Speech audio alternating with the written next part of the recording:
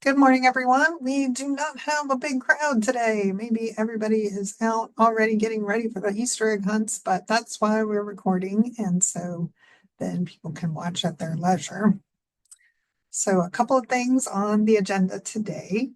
I'm really pleased to have guests from the University of West Alabama here to show us a little bit about what has been going on with their quality enhancement plan and the ways that academic and career services have been working together uh, around employability for students. We're also going to talk a little bit more about improvements that are coming down the line for the credential registry. I think it's finally almost there for us to really be able to uh, get some get some traction with the system. It's taken it a little while with a couple of vendors and ready for that. So we'll talk through it. And then I also wanted to give some updates on how things are evolving in the legislature related to workforce and economic development. And so I'll kind of do that by talking a little bit through the budget uh, as it is. It's not done. It's like 75% of the way through the process, and we got the last. I think the other house, whichever one didn't start the budget this year, has got to finish looking at it. I believe it's the House committee. So, all right, so that'll take us through the day, and then if people have pop in and have updates, we can hear those as well. All right, so I will ask Dr. Amy Jones from the University of West Alabama to introduce herself and share a little bit about what is going on over there. Sure. Thank you so much. Good morning. I hope Good everybody's morning. doing really well. And I'm going to share my screen here really quickly. There we go. Can you all see that? Absolutely. It looks like Awesome. it's a good size and everything. Great. So thank you all so much for the opportunity to speak about our QEP. And I kind of want to give a little backstory about kind of how we came about the process of even choosing this topic and how we knew it was right for our students. But actually, the idea of the topic came from our students, and our students were talking about things at our SGA meetings that they were nervous about for the future. And I think we spend so much time as a university preparing our students to transition from their lives before college into college, right? And we have these freshman seminar courses, and we have all these move-in days and orientations and things to make them more comfortable when they become students at our universities. I mean, but what we found when talking to our SGA is that our students were just as freaked out about the transition after they left us, right? Like we made them really comfortable while they were here, and now they completely freak out when it's time to leave. I had one of my favorite stories is I had an advisee who came to meet with me, and it was her very last advising session, and she was a first generation college student, and it was just a really big deal to get her through college. And in that last advising session, she walks into my office and she just burst into tears. It was like crocodile tears. They came out, they sprinkled outward. I've never seen anything quite like it. And so I said, "Oh my gosh, I'm so happy for you. Like, I know this is our last advising session, and I'm really feeling that too, that how happy we are. We've made it here." And through sobs, she's like, "I'm not happy." And I'm going, "Okay, well, so she's not happy." And then I'm like, "Well, like I, is something going on in your family? Like, is there anything that I can help you with? Do you have an issue with the class?" And, "No, I'm not having issues." And I'm like, "Okay, well then why are we crying?" And she said, "I'm scared." She just said, "I'm scared." And she was scared to transition from, "I'm registering for my last semester of class, and I am now freaking out because I don't think I am prepared to do what's next." And so we started this project really to kind of help students like that young lady transition from university to their professional lives. And so we call it Pro Certified. And we launched it in 2023. So you can see that date here. And I'll walk you through a little bit about our project. There we go. There we go. So just a little bit about our students. We have 5,594 at the time that we were doing the research for this project. with 27% of those being on campus and a large number being online. The time classified as a PBI, and then also 76% of those students qualify for federal financial aid, 56% classify as first gen. And our students had some real challenges. They really lacked self-efficacy about their success after college. They lacked financial wellness, and we know to a pretty significant degree that they lack financial wellness. We just completed a 2023 survey that told us, that 44% of our students, for example, are food insecure. So, we know that our students really struggle with finances. 63% say that they can't get their hands on $500. So if they had an emergency, they don't know what they would do. And we also know that we have a continued impact from COVID-19, even though it feels like that was so long ago now. These students are still struggling with some of the impacts from that on their lives. And so our goal was to better equip them for the workplace. And so we decided that we would increase participation in workplace readiness initiatives by implementing networking opportunities, educational experiences, and essential life skill resources for them. And so when we met with our students, here's a summary of some of the things that they were really nervous about, things that they said, we need help with this because we just have a lot of anxiety about these things. And so they're kind of broken down into buckets for you.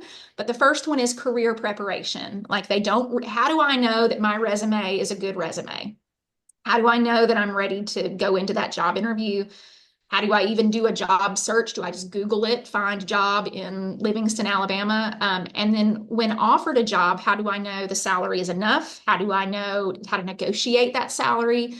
How do I type a professional email, and what do I wear to the interview, right? And some of these things as a university, obviously we were already doing through our career services office, but were we in the academic areas really collaborating with that office as much as we should have done, right? And were we connecting those dots for our students? They were completely nervous about exiting UWA. Like if they wanted to stay in college, how do I prep for grad school? And when do I apply for grad school? How do I pay for grad school? How do I connect with other alumni so I don't lose track of my network? And how do I connect with career services too? They mentioned our students a lot about anxiety and stress specifically related to these areas. Our students talked a lot about their personal finances. It came up quite a bit. They don't know what taxes are and how to pay them, and they're worried that one day when they have a job, they won't know how they're supposed to do that, how to manage a budget, how to get a credit card or even how to get credit. What happens if I'm offered a job with a retirement account and I don't really understand how that works? And student loans and mortgages and car loans and things like that. And I'll tell you, just from a personal note, my dad worked at a bank for the majority of his life. And so I still, to this day, almost weekly, this week it was about my taxes, but ask him a question about my own personal finances. And I'm an adult who is educated on some of these things, and I still need to reach out to someone that I consider an expert. And I think what we found is our students don't feel like they have that outside of our university family. And so they were nervous about once they lost access to us, how were they going to get reliable information? And then our students wanted to know, okay, so I don't lose you, how can I make sure that I have a network when I leave the university? How can I connect with alumni? How can I stay connected with my faculty and staff that I've gotten familiar with? How can I make a new community if I move somewhere and identify mentors? How do I know who I trust? So these are all things, as you can imagine, it's a big laundry list of things that our exiting seniors were, they were so forthwith in saying it's just a laundry list of things that we're anxious about. So we created a complete set of things we wanted to accomplish through this project, and they're in categories of networking, professional skills, and resources. And so what we did is we combined or we collaborated across campus between academic affairs and between career services and between alumni affairs and between student affairs, and said, you know what, this QEP isn't just on the academic side. This is a team effort across our campus to help our students exit our university and be pro-certified scholars, to be ready for the workplace. And in fact, on our medal, it says workplace readiness. And so that's what we want those students to feel like they have. So we gave them access to an alumni Facebook page. It's a closed group, but when they graduate as a QEP student, they are able to go into that group and they can connect with other employers, but then also other students who have been through the process recently, and then the faculty from their program so they can stay connected. Every student in this program completes at least one mock interview, and if it's recommended for that student to complete more, they complete more, and they do so with our career services office. The students in their courses save portfolio worthy skills. And I'll give you an example of that. But if you've ever applied for a job and they say, we'd like a writing sample. Some of us, after we finish college, we just throw all those things away and we think we're done with that. And then you apply for a job and you realize maybe I should have saved an essay, or maybe I should have saved something to show an employer, here's what I can do. So our nursing students, for example, save copies of their CPR certification. And that's something that they keep as a portfolio worthy skill. Other students, it's writing samples and things like that. So just how to help students identify things they should keep that maybe a potential employer would be interested in seeing. We go through multiple rounds of professional resumes. And in fact, those resumes are tailor-made for each of their majors. So I'll give another example with this, like our nursing students, they were not putting their clinical experience as work experience on their resumes. And so as we were going through that process with our nursing program, we found that edit needed to happen for those students so they would actually see those clinicals as work experience. So we go through those resumes by each major and make them applicable to what an employer would want to know about that student learning that area. And then we help those students identify their job skills that they might need to know. And it's not necessarily, even things like communication skills and, the ability to get along with others, things like that. What are some job skills that would be important that you can say in an interview that are professional skills? And then we also connect these students with resources like mental health resources. Financial literacy has become a big one as this project has progressed into 2025, and I'll share a little about that here in a second. But our students really want to know more about financial literacy, so we've offered a couple of workshops this year on that. And then we've given them some resources in Blackboard also to essential soft skills for them to learn about as they're going through their senior year. And of course, just kind of collaborating through all of those areas on campus that I spoke about. So one of the things that our students get, because it's like we're giving you all this stuff, but what do you get out of this in addition to just being ready for the workplace and feeling more confident? They do get printable certificates for the modules in Blackboard they complete. They get that interview experience. So when they actually have an interview, they feel more prepared. They have a resume that is ready for their job search. They feel more confident about their professional skills, and they receive a medal that they get to wear at our commencement ceremony that says that they are pro-certified workplace ready. And so those students who complete all the things that we've asked them to do, that's what we give them to show, we really value the work that you've put in to kind of help yourself transition. So this is my last slide. But I wanted to show you just kind of some of the more recent things we've been doing. We created, if you look at the far right, a checklist for our students just saying, are you pro-certified? Here are the things that you need to do in order to be that. And so they go through portfolio worthy skills, the financial literacy, they do a mental health module, they create a professional resume, they network with our alumni office, work through job related skills, they do a mock interview, learn about their soft skills, and then they get to wear their medal at commencement. So it's just kind of a checklist for them of here's all the things that are included.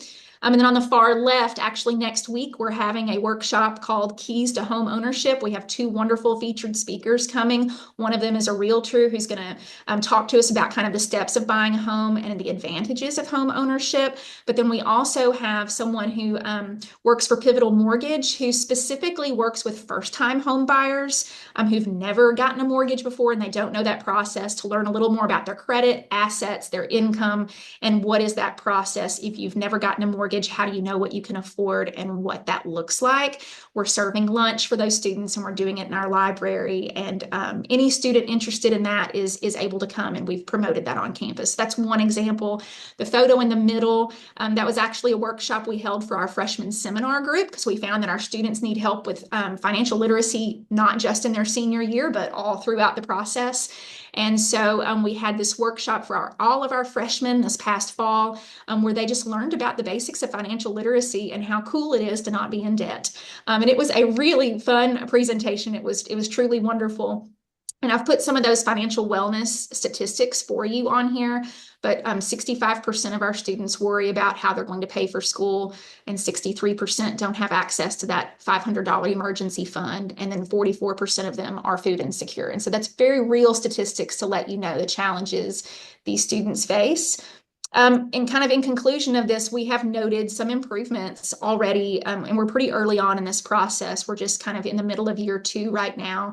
But working with our nursing group, and they started with us from the beginning, like they really have a better understanding of the value of their clinicals and how that they can use that in an interview and on their resume. We have seen lots of student edits to their resumes, and even the recommended resume formats that we have for each major, those have changed. So in the College of Business, they had a recommended format, but in collaborating with our Career Services Office, they've made some tweaks to that recommended format so that it really is current and up to date with what's expected in the workplace. And of course, those mock interviews for students and the additional financial literacy workshops, these are all just things that kind of have shifted this project to meet the needs of our students where they are. So I'm happy to answer any questions about this. Go ahead, Dr. Carter, take it away. No, I just love this because I've been in education 30 something years, and we always think about the front end. And this is the first QEP that I've seen that's about the back end. It is. And I've been doing SACS and QEP for the last 30 years. So this is really good. I like that. Thank you so much. Yeah, I think it was so funny. It came from our students. I wish we could claim the idea for on the faculty staff side of things, but it was our students going, "No, you've got this part covered." We're really panicking on this end, you know. And so I have a question about how the students are identified to participate. And, is it required? How does the whole thing work? Sure. So we decided it's kind of based on a timeline that we wrote within our QEP. So we decided to start initially with a pilot in nursing. And so we did all of the nursing graduating students, every single one, they are automatically enrolled. And so every student in an area, it's automatic that they will go through this process. And so they did the pilot year, which is technically year 0. That was kind of as we were writing our QEP and we were testing some things out. The nursing group agreed to be our test. And then year 1, we added engineering technology, the Division of Engineering Technology, to that. And so then we had 2 groups, every graduating student from nursing and engineering technology in year 1. We are now in year 2, and we added our College of Business. So it is every single graduating student from nursing, engineering technology, and College of Business. And then next year, we'll add another college. I mean, eventually by year 5, all of the colleges will be added to the process. We did that more to make sure that we could financially implement this project in we could prepare for the finances and the budgeting of a project like this, and ordering the medals and hosting those workshops and making sure we had the capacity to really pull it off. So we kind of gradually increased. However, if there is an academic area that is interested in implementing earlier than their scheduled rotation, they do have the option to opt in. And so if the students are kind of automatically opted in by their program area, can they opt out? Do some students not complete? How does that go? I think we have only had 1 student so far that did not complete. So it becomes on our campus to have something to wear at commencement is a really big deal because we only allow academic honors to be worn across the commencement stage. And so the students really want that medal. And so they really want the medal and they kind of get competitive for it. And of course, we have some students who miss the initial deadlines of scheduling the mock interviews. In fact, in September, we have mock interview month and we try to get all the mock interviews in September, right? At least the first round. And if students need a second mock interview, we do them later. But of course, we're going to have some students not get their mock interview in September. We just continue to work with them and make sure that we reach out to them until, they feel led to complete it. Yes. Yes. Okay. So, and then in terms of the data, because for your QEP, what kinds of data are you producing that you'll report on for SACS? Great question. So we are pulling data in Blackboard. So when the students complete modules on various topics, we have the data for those modules. We have data from career services that they've been collecting from us just in the mock interview area. And they'll ask students questions related to some of the things that we're assessing. So like they'll ask a student, what skills have you learned in college that you feel that you're bringing to this job? And can the student answer that question? Can they relate the things that they've learned as being job-related skills, right? And so we'll assess their answer to that specific question, for example, in terms of have we really taught our students what we've been trying to teach them? We are assessing those the documents that they're saving as their job-related skills as well, and just kind of the quality of those. Let me see if I'm forgetting anything. So it's kind of it's a combination of all the things, assessing their participation in our alumni groups as well. Okay. So how many have added that, and are they interacting and that sort of thing. So in all of those areas, we implemented the ability to kind of track numbers and then track the students' improvement over time. I see. So the metrics are really all about the students. It doesn't sound like there are metrics that focus on faculty participation or engagement. No. Not really, Okay. no. It's all about the students. Mhm. Gotcha. Well, that's where the outcome makes the impact, right? Yeah. Okay. Are there other questions?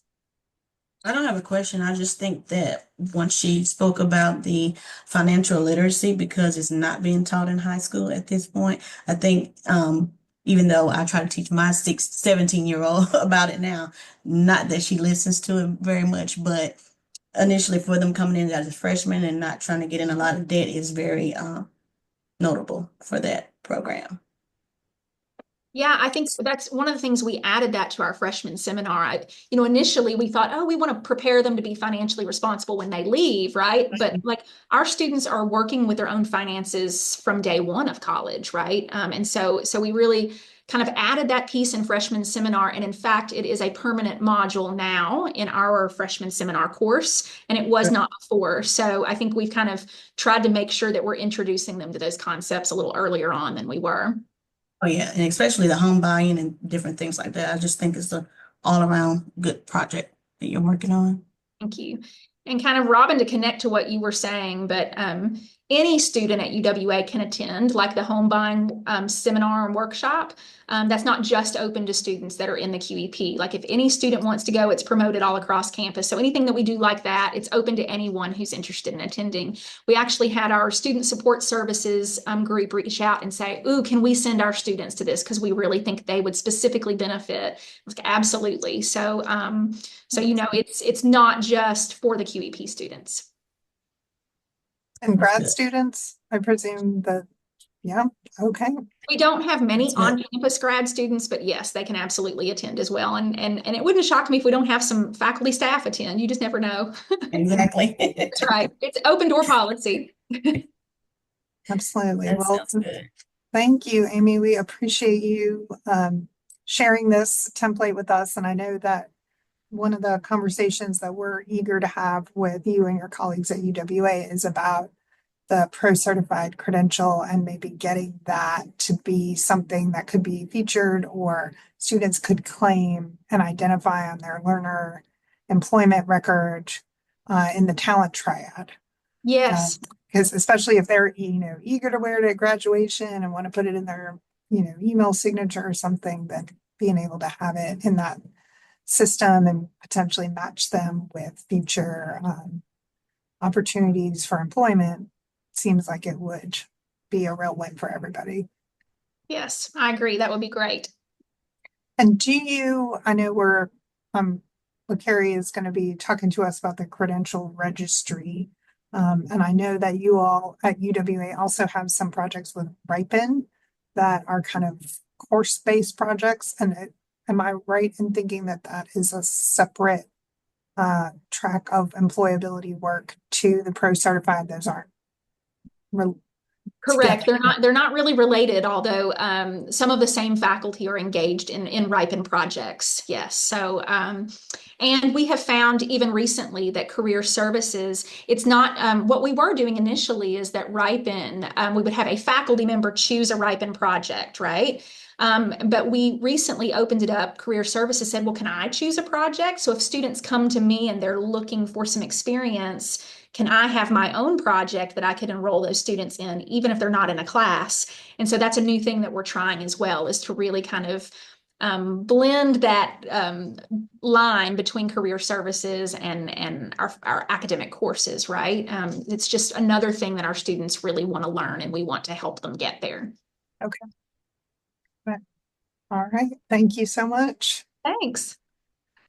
Okay, so I mentioned have our guests and hear about best practices that are going on throughout the state. So thank you, UWA, and hopefully we'll have somebody else with the best practice next time. And LaCarrie, I wanted her to tell us a little bit of an update about the credential registry and, hope that the Pro Certified can be one of our pilot projects when we get there. But take it away, LaCarrie. Okay, so I'm gonna go ahead and share my screen. I really don't have any particular slides that we will be looking at today, but just so you can see the actual talent triad. Can you see my screen now? We see your notes. Oh, my notes, sorry. We Let's saw go the back talent here. triad in Okay. yeah, now I see Now, that. okay, here we go.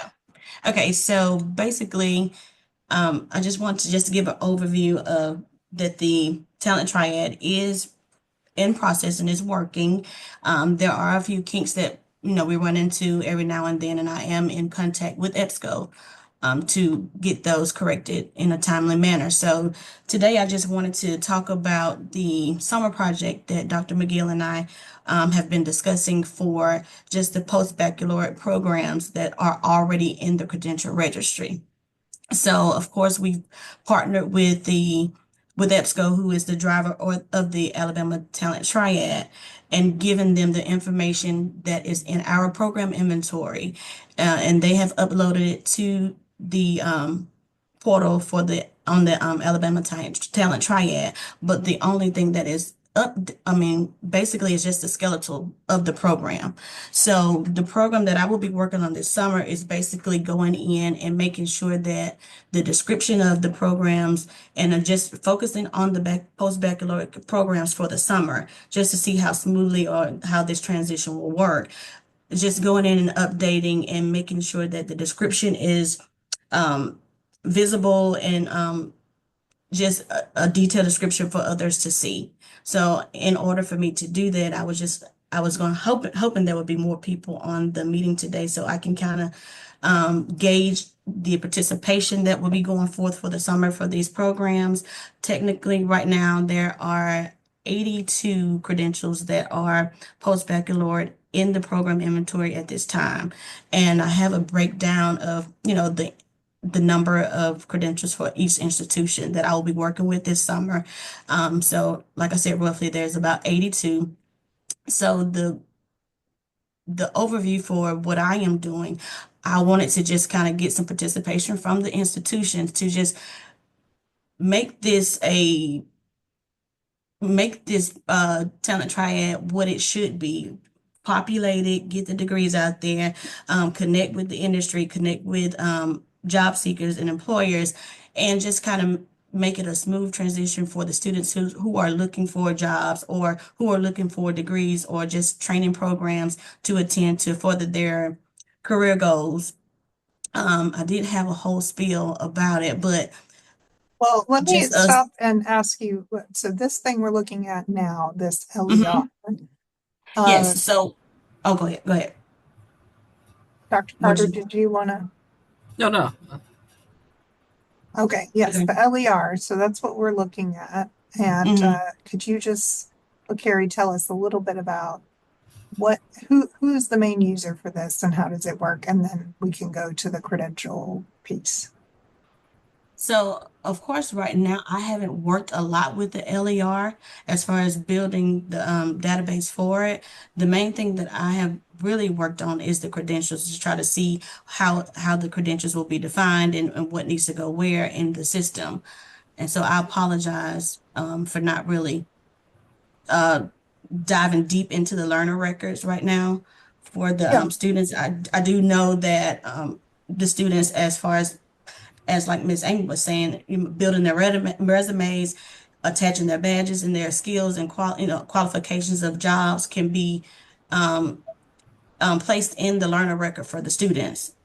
And And that, that's what, kind of, yeah, that's what you'll see there, where it has credentials. And once the student, you click on that red button at the top that says add credential, and that's where the learner would then go in. Yeah, And this is mostly about what the students are doing for their digital wallet. right. And so if Yes. there were, say, students, like Dr. Jones was saying with the pro certified credential, if they had an LER, they put their, wanted to have the pro certified credential in here, and it would have certain skills and experiences that went along with it, then, then Dr. it Jones could, will have to make sure that that credential is already in the digital, the credential file. yeah, And once right. you put it in the We're credential working file, on that. Yeah, Yeah. it's not in there yet. Yeah. So mainly that's what I'll be working on this summer. Like I said, it's only starting with the post-baccalaureate certificates right now to make sure that across the board they are unified. The descriptions, will give the job seeker or student more information about what is being offered and how many hours and a lot of things that are in the system right now. And I'll go Yeah, to go to credentials. Athens for credentials right now and kind of just play with it and go to the post-baccalaureates. And so these are the ones that you're right now looking at it from the view of an institution who Yes. is awarding these credentials. Yeah. Yes, ma'am. So once you get here, you can kind of switch to the contributor and it will go to the actual credential. And I've kind of played with the management sciences and kind of put in like a description for it. There are many fields that are not, I guess Required, less but- required. Sorry, thank you for give me the word required, but it's very, very important to include those fields just to give your program the visibility for everyone to see, because not only is there are people looking in the state of Alabama, but some people are looking to move here, and this platform is the best thing to look to when you're coming for a job, education, or different things like that. So, like I said, there are a lot of fields that's not required, but it's very important to include those, and that will be some of the things I will be talking to whoever is designated to work with me on this program from the institutions to make sure that we are giving the best information for each program. And basically just to make sure the programs are staying visible and valid, and just tell a little bit more about your institution, which I believe that this platform really sells your institution if you put the right information in there and the key points of what you're trying to do to help further other people's career and career goals for their decision makings on what they would want to do. So if you have any questions for me, I know Miss Abigail works on this as well.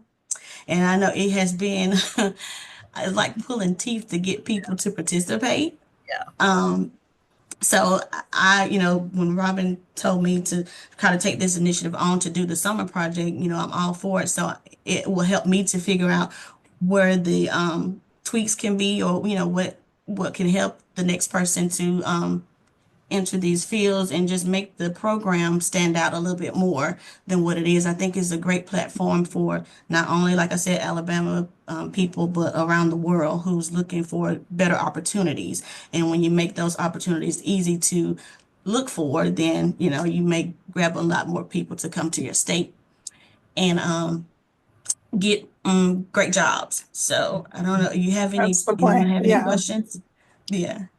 No, but I like the idea of doing something specific in the summer. I hadn't thought about that, but I do need to do something specific because, like you said, it's really hard to get them more involved. I started out really strong with 7, good majors and this and that, but now I need to dig deeper now to get all more majors and more people involved, more of the schools involved. So I'm gonna, for my summer project like this, I'm gonna trek back around and see out of each of the colleges exactly what are they doing, and I might meet with each college individually during the summer to see what are they doing for the digital wallet and how can I help them.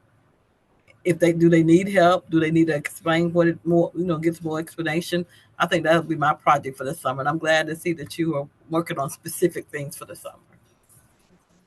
Yeah, and I think similar to what you're describing, Dr. Carter, doing some outreach and also identifying the right individuals at the institution who are going to, be in the driver's seat and do some of the reviews is going to be a key part of our summer project. So, all right. Well, thank you, LaCarrie, and thanks, Abby. All right, so let's shift gears a little bit. I did want to provide some updates like I do related to how things are evolving in the legislative session. So I'm going to go ahead and share my screen. And I'm sorry that this is going to be real small, but that's because there's a lot of information. What I'm looking at is the Education Trust Fund budget that is as passed from the Senate floor. So this is the 2026 current version. Certainly changes can be made by the House, and it's going through committees now. Nothing is totally set, but we do get a little more information from this about how things are evolving. And I wanted to specifically look at some of the ways that things are moving in commerce. We've talked about it in this group before, that some Department of Commerce units are moving to the new Department of Workforce, formerly known as the Department of Labor. And so industrial training, that's the AIDT, those are staying where they are. And there are some workforce development initiatives that are staying where they are. And by staying where they are, I mean, you see funding all the way across. So they're being level funded for this year in that unit. Then we start to see some of this movement around the STEM Council and the STEM hubs. So these were funded last year at a total of $6.7 million. And then they got zeros here this year, which doesn't mean that they're not being funded. It just means that they are going to show up somewhere else. We also see that the Alabama Workforce Council and the Alabama Office of Apprenticeship are also, their funding is zeroed out, meaning they are going to be moving. And then the regional council's leadership strategies. Okay, and for West Alabama, y'all are still in here. West Alabama Work Center for Modern Manufacturing. I think that's related to the Tuscaloosa Chamber of Commerce. That is still being funded out of the same line item. It's probably easier to continue the contracts and various things that way. And then here is the line item for Talent Triad. So it does appear that the Talent Triad, because it's a talent-focused initiative, is going to continue to be funded through the Department of Commerce. And this amount of funding pays for the various technology supports for the platform. And now that things are kind of moving in the right direction where credentials can be entered and users who are wallet holders can show what they've got, I think we will find it to be in a much different place a year from now as far as the usage goes. All right, then next up, Alabama Community College System, all the colleges and the O&M gets distributed to the colleges. It looks like there is about $20 million, $22 million increase over last year's. And then there are earmarks that go for them. So I haven't combed through all this, and some of it is not always totally easy to understand. But there we go. And Abby, if you want to alight on anything in the community college system budget that you think is worth sharing with everyone, then do let us know. But the most part, it appears that most things are level funded. All right. So K-12 is a very long section where we've got the local boards, and you all probably know that there are discussions about how the foundation program is going to be funded, and there are, I think, RAISE Act. I want to say that's a new program that is am I missing this? I think this is the 2+2 program, right? Where students in high school can take college credit. Or is it move forward when ready? I don't know what it actually got called, so I'll take that back. I'm gonna have to go look that one up. And New Mercy Act is getting a bump of about $30 million. And this has been a topic of conversation for Alabama transfers between the 2 and 4-year system, the way that New Mercy Act is changing the educator prep program configuration and what that means for the 2+2 curriculum at the community college for the first 2 years. And so the goal is to have some clearer guidance within the next couple of weeks around what scheduling needs to happen with the community colleges to keep their transfer students on track to become elementary ed and early childhood ed instructors. So I am hoping that some of that extra $30 million might be helpful for supporting more of the more on the educator prep side, in addition to what needs to happen in the classrooms for our students. Let's see. Okay, we're moving ahead. All this stuff has to do with K-12. You can see they've got lots of different line items. All right, then we get down to, here is where AIC's budget starts. So Alabama Commission on Higher Education. And where I wanted to spend a little bit of time is talking about, we have talked in this group about Retain Alabama. So our version is called All In Alabama. That is referred to by the legislature as Retain Alabama Project. It is getting level funded this year. The Higher Ed Partnership Retention Council also level funded. Focused Talent Retention, which is also known as Fuel Alabama, and that is through EDPA. The funding sometimes for that turns on and turns off, and it appears that they've turned it off, but yet it may come through as a supplemental funding item. But EDPA does have other resources that they can tap into for funding their part of the puzzle. Now, let's see here. In terms of new initiatives, so far it looks like most things are level funded. And there we go. There are always surprises that come up. We never know. All right, so continuing on, I wanted to show you all how the workforce things were looking toward the end. And I should also mention, because sometimes this question comes up, what about my specific institution? And aside from the community colleges, specific institution earmarks are at the end of the budget. So we'll see those in a minute. But here's where the workforce department that I started speaking about before, you can see that these all had zeros for FY25. And then this is the new unit that is, some of the workforce initiatives are funded through the general fund, so those don't appear in here. But the workforce initiatives that are funded through the Education Trust Fund do appear here.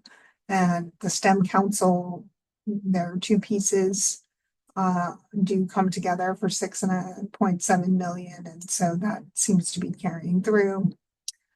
There was a learning hub proposal through them that looks like it may or may not carry through.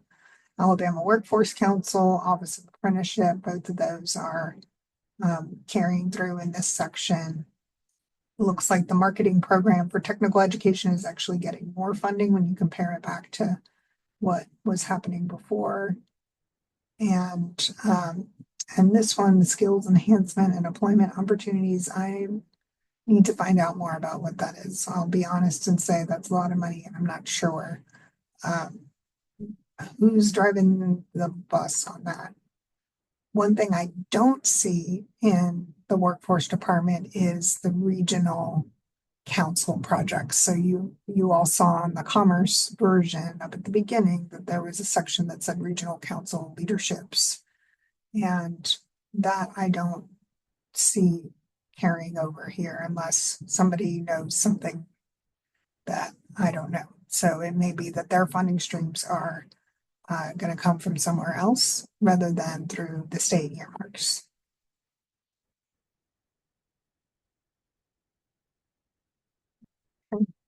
But stay tuned is the name of the game. So that means, we're not out of the budget cycle yet. There is also a supplemental budget for FY25. So that's extra money for this current fiscal year that's going through. And, the legislature, I think, is trying to wrap up by mid-May. So we've got just under a month, and I'm sure they will be getting a lot done during that time period that they're here in Montgomery. All right, so other things that are going to be coming out from AIC, we are working on an update to the regional profile document that takes more data from our education workforce needs index and embeds it into that document. I should also mention, and I should have touched on this, but I was kind of didn't jump into my eyesight. AIC in our budget has $600,000 for regional talent projects. And so those will be targeted toward scholarships to support college going within regions that have a high number of individuals graduating with associate degree, lots of population just associate only, to get them to come back and finish their bachelor degree. So stay tuned on that one as well. I think there are a couple of communities that the data is telling us that that's a challenge that they have that we're trying to work through. All right, well, that's it for me, unless there are questions. I have a question for Ms. Abbott. Yes, I know ma'am. you emailed me. Did you get an email notification about the meeting? I just want to make sure they came through. Yeah, I did get one at the end in a few minutes ago, but the actual first email just tells, and what I do is when I get an email from somebody saying that they're going to have a Zoom, I go ahead and put a slot on my calendar just in case, so I won't forget and put it in. But the actual Zoom link was not on there, but the one you sent a few minutes ago had the Zoom link on it. Yes. Okay. So Robin, I'm not sure of the participation for today, but yeah, I sent a follow-up email. Okay. All right. So all right, well, we'll stop the recording and